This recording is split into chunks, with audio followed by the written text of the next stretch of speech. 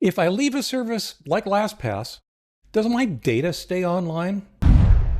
Hi everyone, Leo Notenboom here for askleo.com. I am reluctant to do yet another LastPass related article.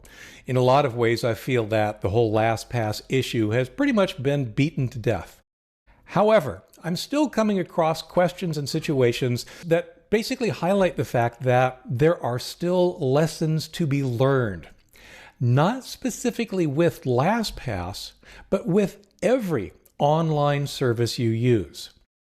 Remember, when you use an online service, again, whatever it might be, LastPass in this case, you've placed some amount of data online and you are trusting that service to handle your data properly. Now, as we saw with LastPass, that might not have been completely the case.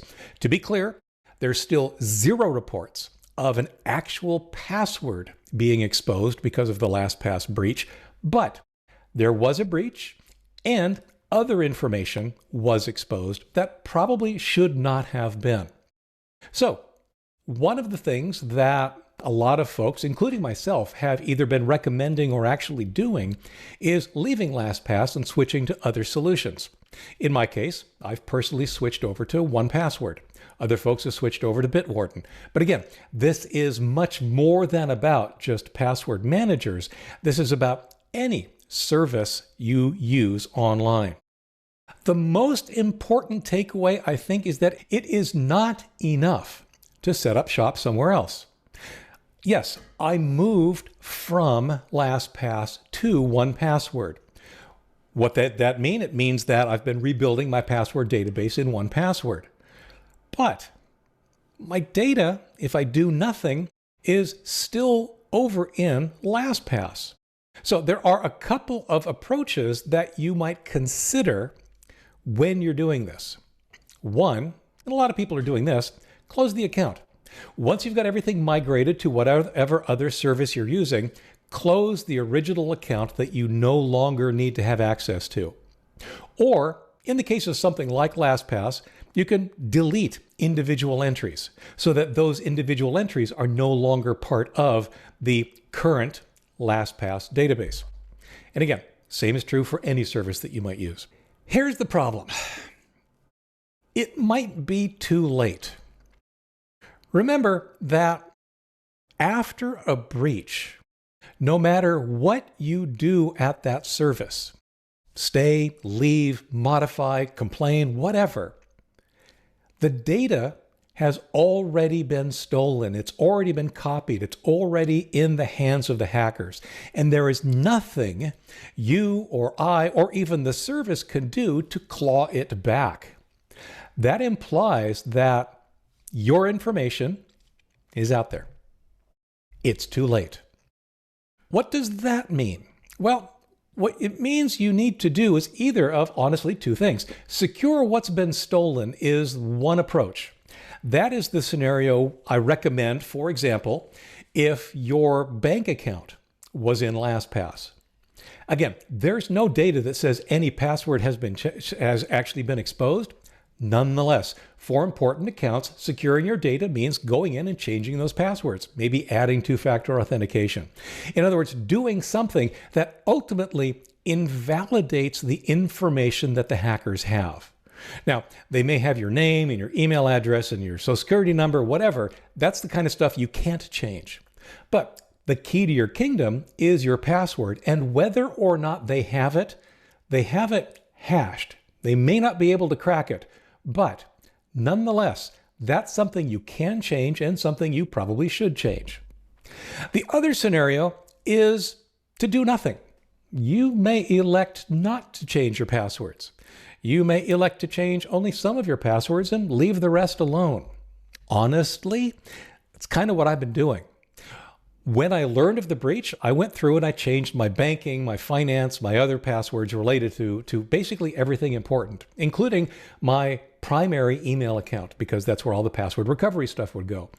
But there's a ton of other accounts. I had 600 entries in LastPass.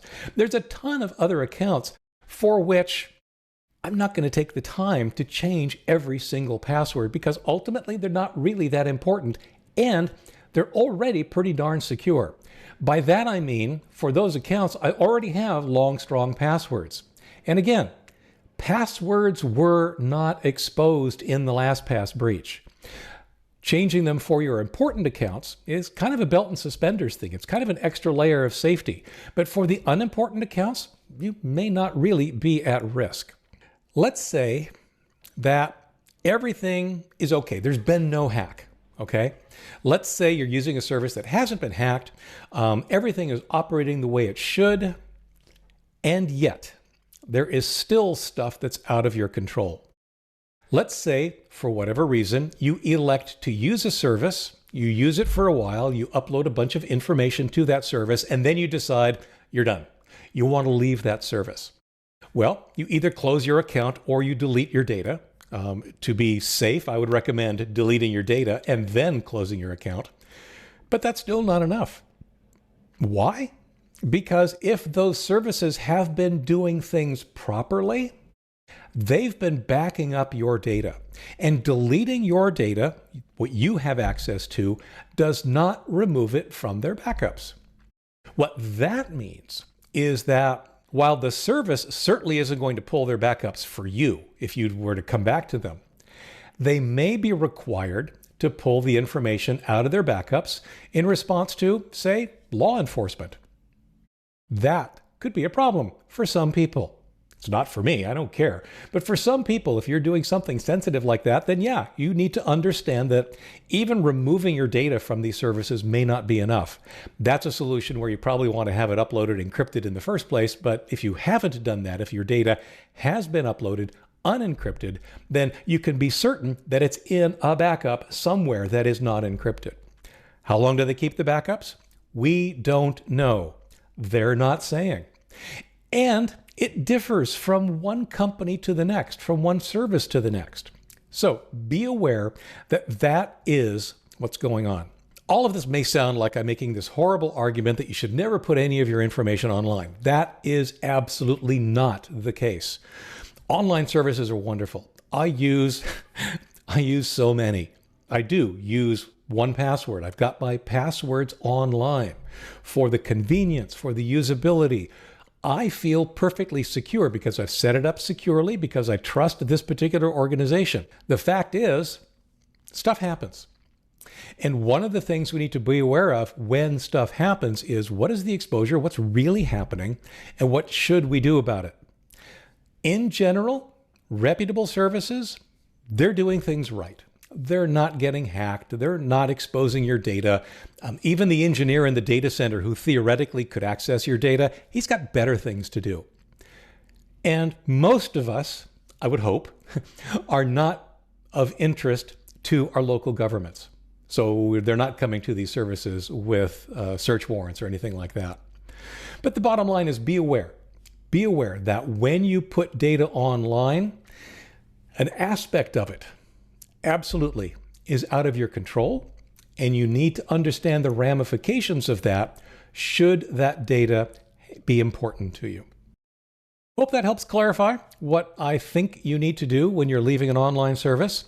For updates, for comments, for links related to this topic and more, visit askleo.com/157731. I'm Leo Notenboom, and this is askleo.com. Thanks for watching.